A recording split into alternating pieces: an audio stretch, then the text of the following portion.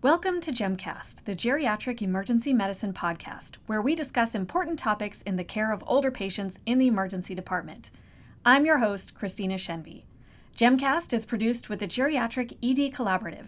You can find more episodes on any podcasting app, and you can find the show notes on the resources page of gedcollaborative.com.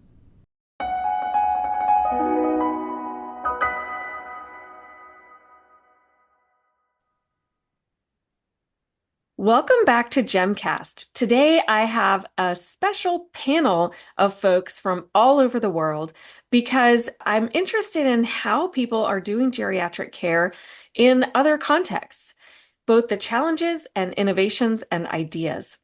I'm your host, Cristina Shenvi, and today I have three fantastic panelists. Why don't we start with Rasha, Rosa, and Idzwan, if you can introduce yourselves and where you work.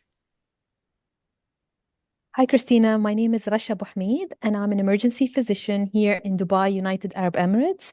I work in Dubai Health, which is an integrated academic healthcare system, but I also work in private practice. So I have the government perspective as well as private practice here in Dubai. Thank you. Rosa? Hi, I'm Rosa McNamara. I'm a consultant in emergency medicine at St. Vincent University Hospital in Dublin, which is a public hospital, and I also do some hours at the injury unit at St. Colmcille's.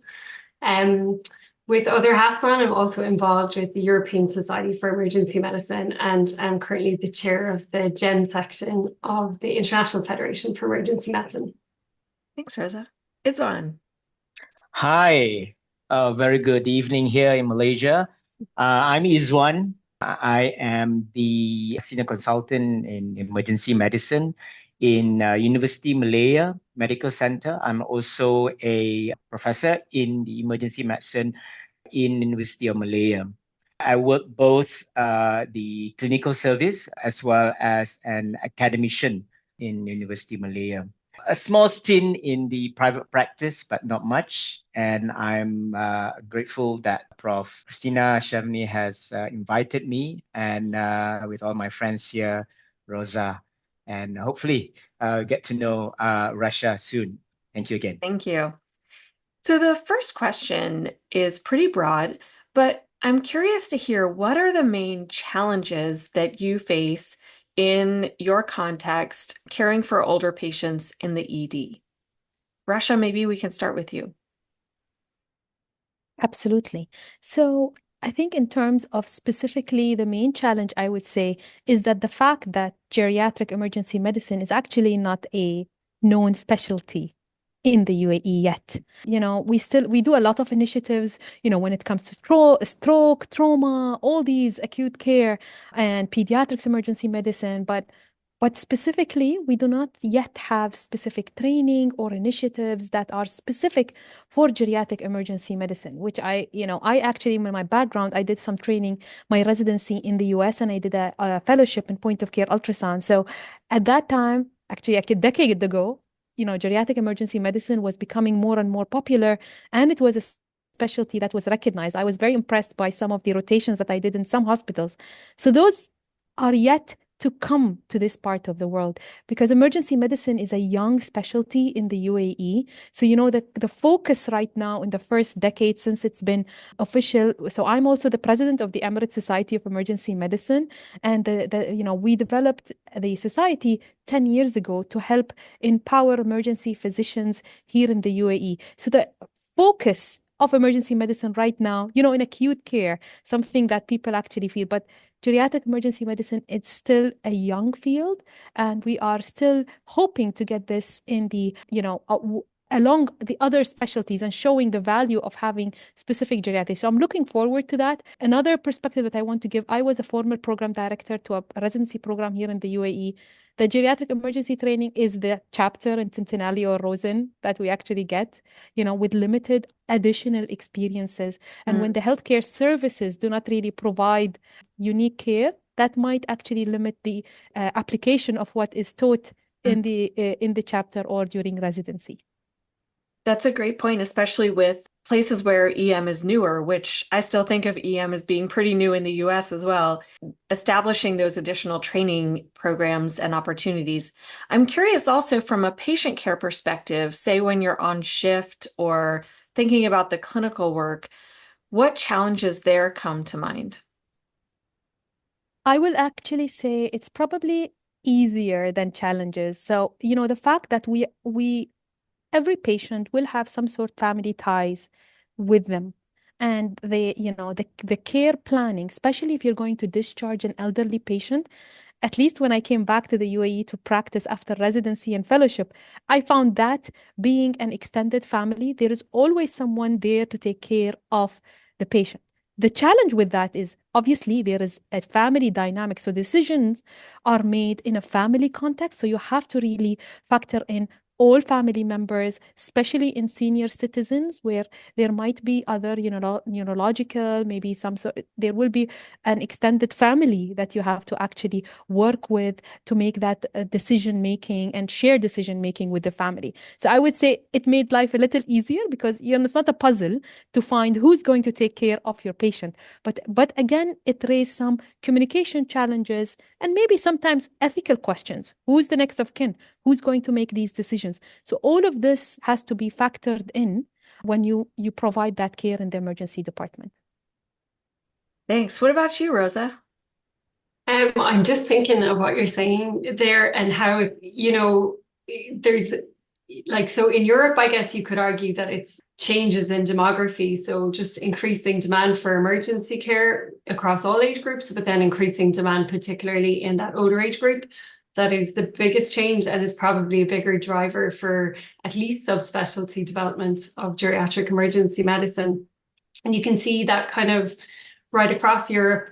But I suppose to echo what you're saying, it can be hard when it's a new specialty to, it's so overwhelming to try and improve emergency medicine care alone without talking about creating another subspecialty in geriatric emergency medicine when everyone's like, I can't even do the basics. I don't have those resources. So it's fine if you're in a more developed system that has a lot of resources and the demography is echoing the movement to resources.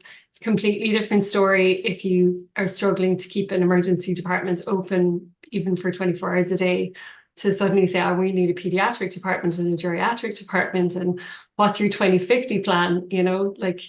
So it's so interesting to hear you say that.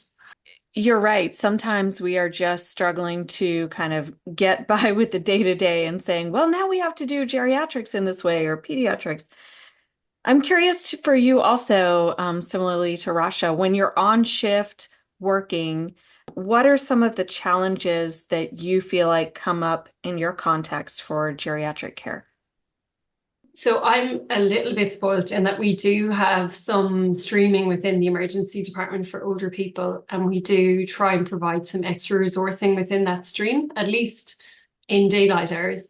And so there are a lot of themes. Quite a lot of the time, it's that people are coming into a system that was inherently developed for single system issues, and they have multiple issues. So trying to deliver a kind of holistic care plan in a short period of time is always a challenge.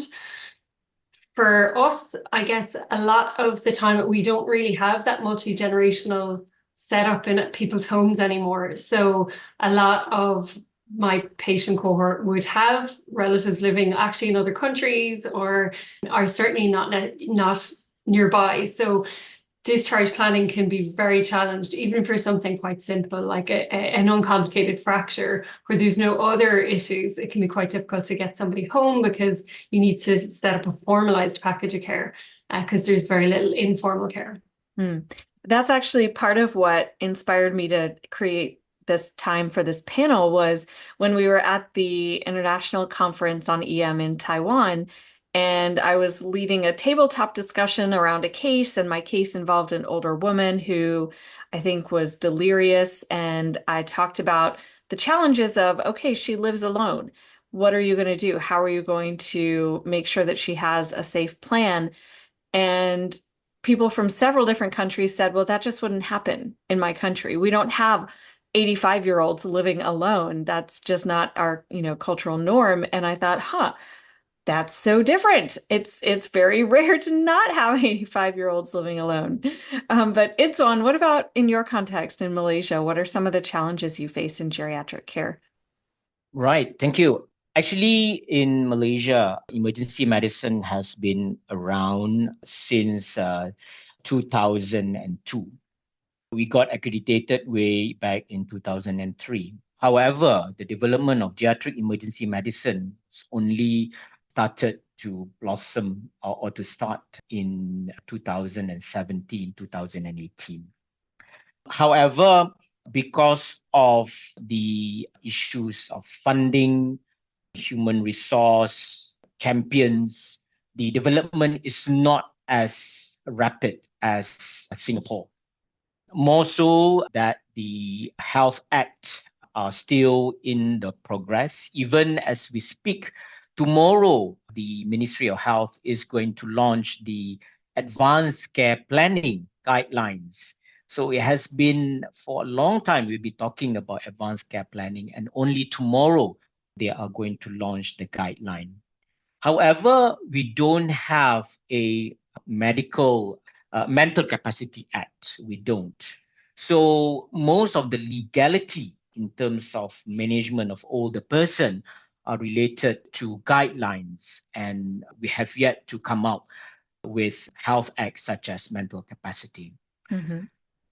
The other challenges that we face are the geriatric emergency medicine. Despite being around since 2018, the Malaysia per se always fall back on the geriatricians to actually move the management of older person.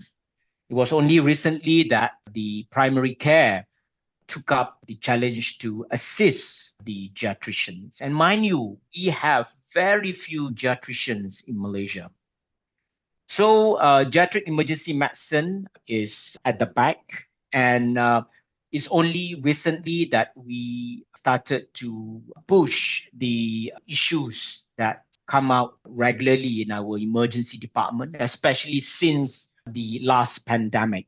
Mm-hmm. And only then the emergency medicine were actually being accepted, especially in terms of the critical care and especially assisting the nation to manage the COVID pandemic.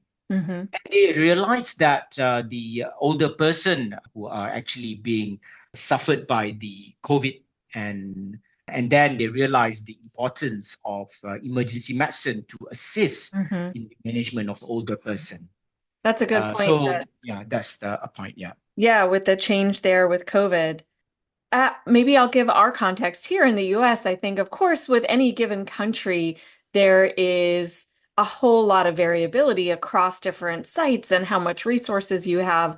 But probably one of the pervasive challenges right now is just having space in the hospital. We have a lot of problems with capacity, and we know that patients who are boarding in the ED for prolonged lengths of time tend to have worse outcomes. And so having limited capacity is a challenge. In addition, Rasha, the point that you brought up that we are set up to have a single system problem. If you have a broken arm, we can fix it. If you have an infection, we can treat it. But we're not set up to say, oh, you don't have access to food, or you don't have transportation, or you don't have someone who can come to your house and help you with taking care of things while you have your broken arm. We aren't set up well to do all of those things. And maybe the flip side then of this question is, what are some innovations that your site or your context or others in your country have developed to help with geriatric care? Rasha, we'll go back to you. Yes, happy to take that. So in the United Arab Emirates, there are so many projects or initiatives that have been taken over the government, to implement for, and they call them senior people, So it's just to make sure that there is obviously that respect. So that's part of our culture. Or we always respect the elderly, make sure that they are treated with dignity, with respect, and and one of the main challenges is when they feel like they lose autonomy. in the decision making.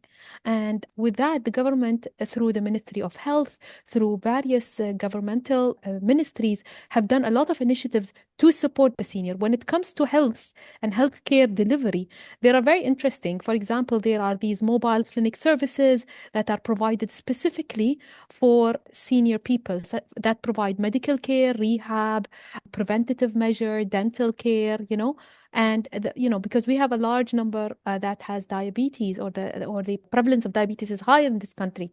So caring for them and providing this through mobile clinic services that reach to the patient is used. It's used in the Ministry of Health and Prevention, especially in remote area. It's used actually even in the cities, because we know sometimes access to care, it's not just because you want to try and find someone to take you to the hospital. It's just, I just don't want to leave home.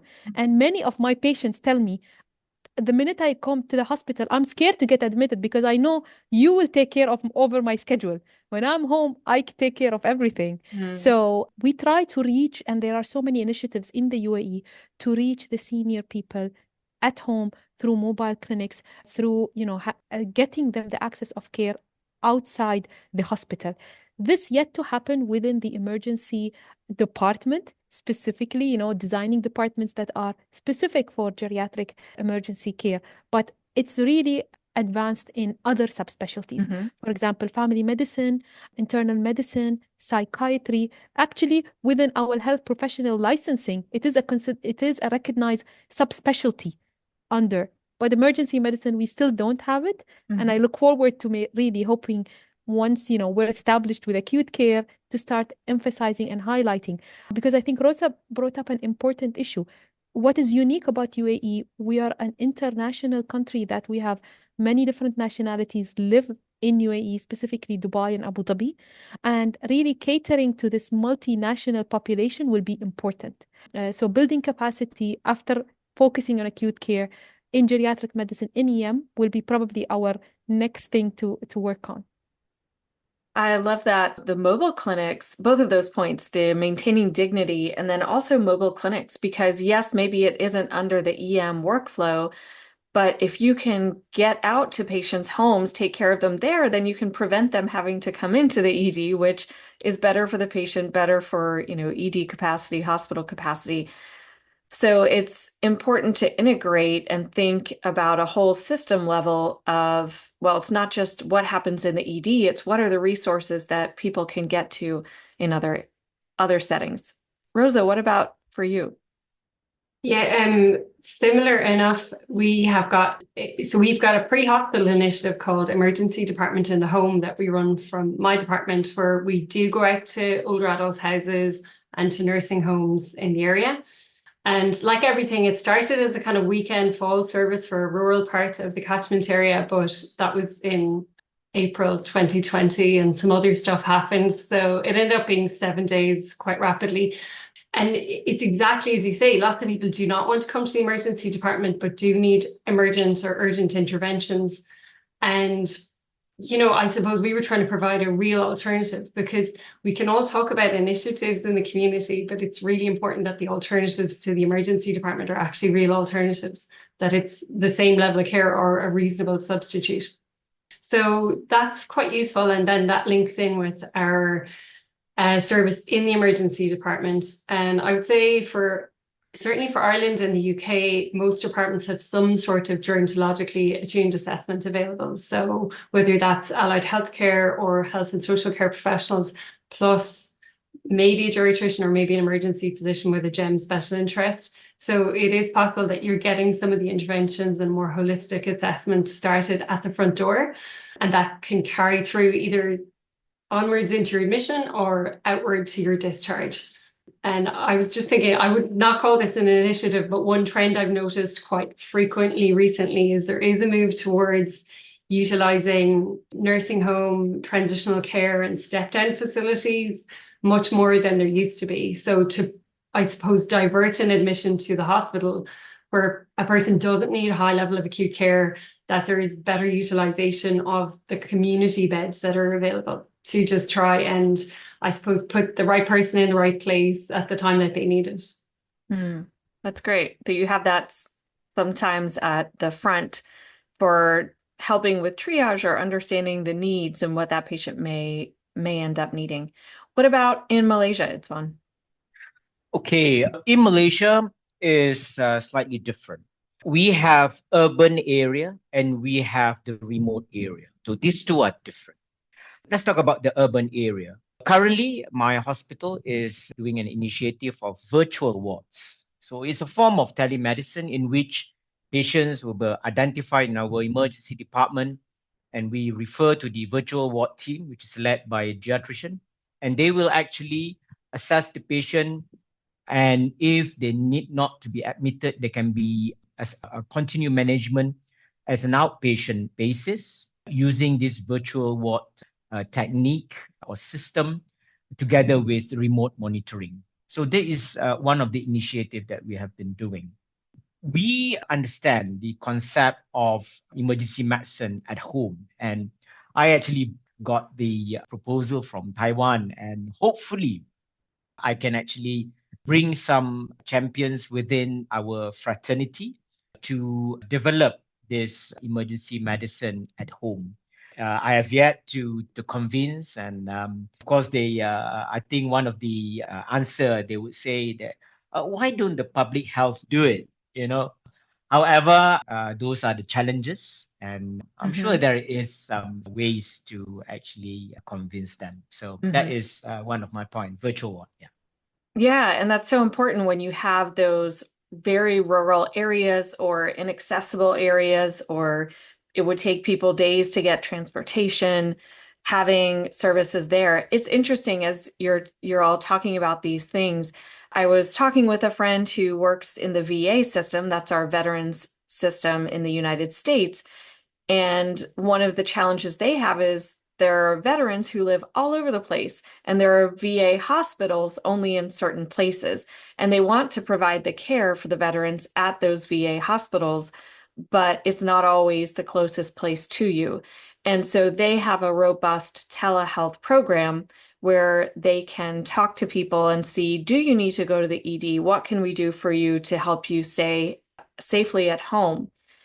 So these things that maybe fit the context in a rural and urban setting versus even just trying to get the patient to be able to stay at home or to get to the right hospital. These things are so translatable.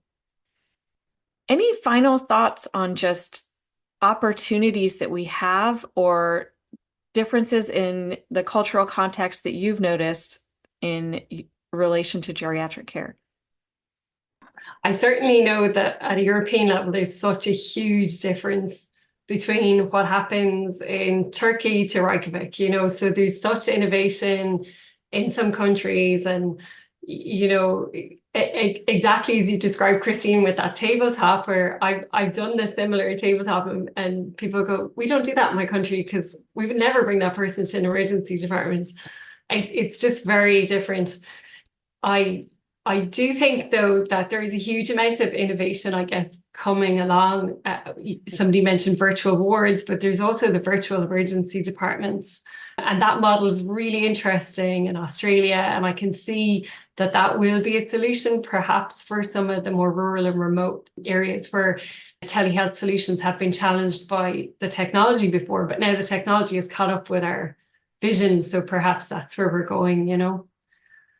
That's a great point. And I know we're almost at time, but one of the things that was fantastic about being part of the ISEM conference was hearing some of these ideas and innovations that are so much more advanced in other countries than they are in most areas in the US, at least. And also hearing about some of the shared challenges when I brought up boarding, for example, and capacity issues, and everyone from, 10 different countries at the table would nod and say, yes, that's a problem in my country. Or nursing staffing, not having enough nurses who, will work in the ED because of many other factors, systems issues that make it challenging to work there. And everyone nodded their head and said, yes, that's a huge problem. So, in part, just feeling like, oh, we're not alone. Other countries are also experiencing these same problems. And also, other countries have different innovations from their context and different things that we can learn. So thank you all so much, Rasha, Rosa, Idzwan, for sharing your context and ideas. I know this is brief. This is just kind of a teaser trailer that hopefully we can have more conversations in the future. But just to know that all of us have some of these common challenges, and there's so much great innovative work going on. Thank you all. Thanks very much. Thank Thank you, you. Cristina. Pleasure. Thank you for listening to this episode of GemCast. You can connect with me on Twitter with the handle @GemPodcast. You can also navigate over to gedcollaborative.com for more resources on the care of older patients.